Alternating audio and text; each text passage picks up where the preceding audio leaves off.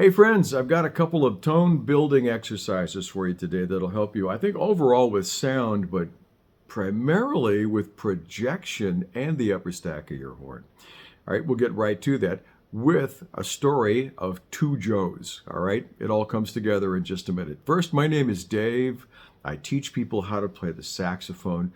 Quite a bit of my student body is adult learners, people coming back to the horn, perhaps people like you. Am I talking to you? Could be. Welcome aboard. If this is your first time to the channel and at the end of all this you like what you heard, please hit that subscribe button, give me a thumbs up and all that stuff, because it tells the YouTube people something, and it helps my ego, right?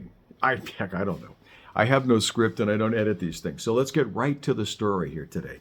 What I want you to do is to grab your horn and then to get a dish towel and roll it up, right? You got a dish towel, you're going to roll it up and stick it in the bell of your horn, just like that. You're like, why the heck would I do that, Dave? It's going to make the sax sound terrible.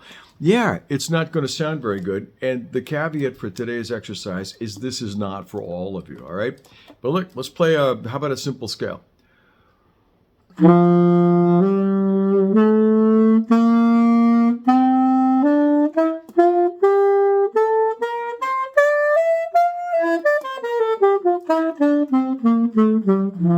Now you hear that kind of that muffled, you hear that nasally quality. That's of course coming because we've got the bell stuffed with fabric here, right? And another thing that this does is it's going to disable the bottom end of your horn a little bit. You might not be able to get down to low C. Yeah, it's pretty well shot. So we're not going to work in that range of the horn. But what this does is it forces you to open up all of this business here, but also to push harder, right? There's resistance now on the output of your horn. We got a little pushback going. In fact, we got a lot of pushback going on here. And this works for me because it's sort of like jogging with weights, ankle weights. It just makes the job harder and you build up a little muscle. I typically I play with a combo and I have to fill up a room. I typically have to fill a room with my sound. I don't always use a microphone or a clip-on mic or any. I generally, quite often, in fact, just play acoustic. The alto saxophone, the Con 6M is known for its ability to cut, but this really helps me to fill up the room. Now, the second part of this is to not use your octave key for as high as you can go. I did not use my octave key at all when I played that last scale, concert F.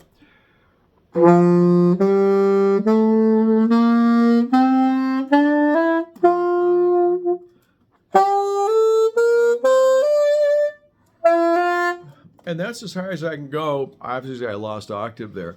But that also helps you not to use your octave key. It helps your octaves. When you come back around and you don't have a towel in your horn and you're using your octave key, what has happened here is you have increased your wind power. Saxophone, this baby, it's all about that.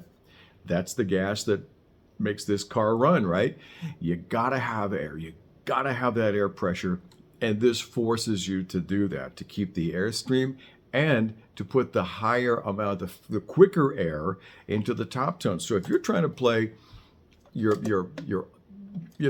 alto tones without using your alto key and a little dish towel stuffed in the bell, you got problems there, cowboy.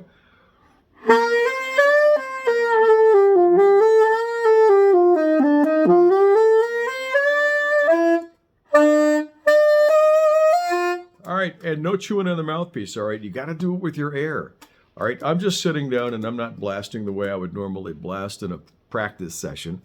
Because I don't want to blow your eardrums out and cause bad audio quality, but...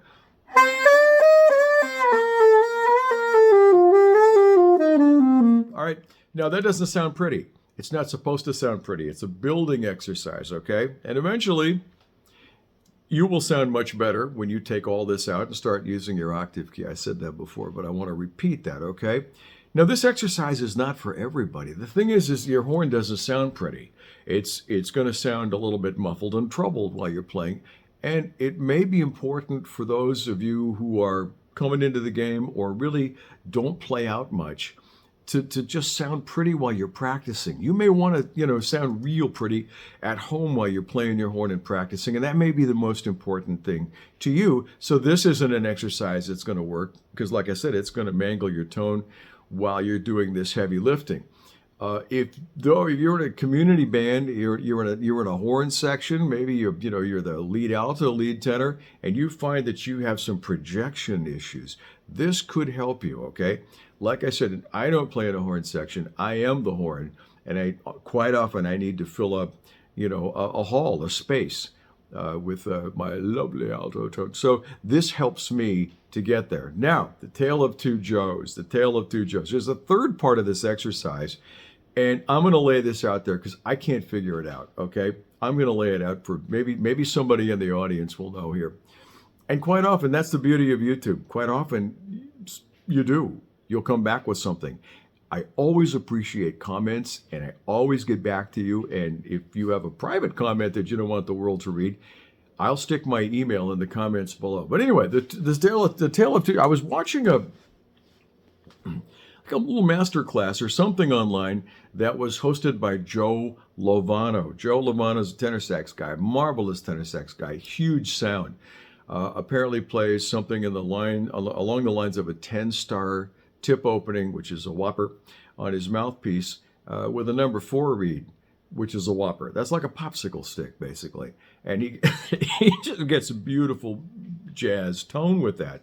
And he also does another thing. He doesn't use a neck strap. Okay, now you're gonna look at him playing and say, "There's a neck strap hanging there." Well, yeah, okay, he's got the neck strap, and it keeps him from, I suppose, from the horn from dropping. But it's loose. He keeps it loose like that. It's not supporting the horn, and he got that from the other Joe in the story. He says he was watching Joe Henderson play one day, and he noticed Joe Henderson had his strap, but had the strap loose, and I suppose they had a meeting afterwards, and they decided that was, it freed up the motion, and he claims it gives you bigger, better sound, all right? And he has bigger, better sound on his tenor sax.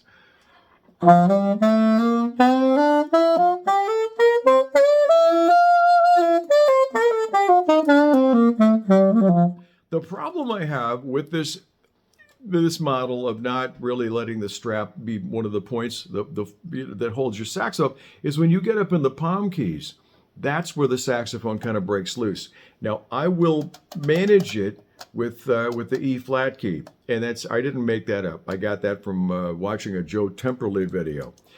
He managed the pitch and the yaw of the sax with the E flat key, which it has almost no effect on anything except for the D, of course. It makes it a D sharp. But that still doesn't help me when I get up here because I'm pushing, so it sounds like garbage, right? So I don't know how you play the Joe Lovano, Joe Henderson, no neck strap approach and manage your palm keys. And they were playing tenor saxes, so I'm just playing a pretty small alto sax as the crow flies. A 6M is a relatively small horn.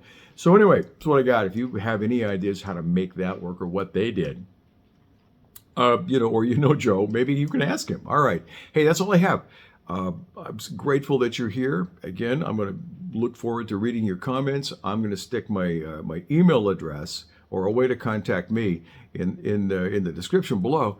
And until next time, work hard, play your horn, have a good time. Try this out, see if it works for you. Share your process with us. If you have a process that helps you to project or get better tone in the top end of your horn, talk to us. Please share.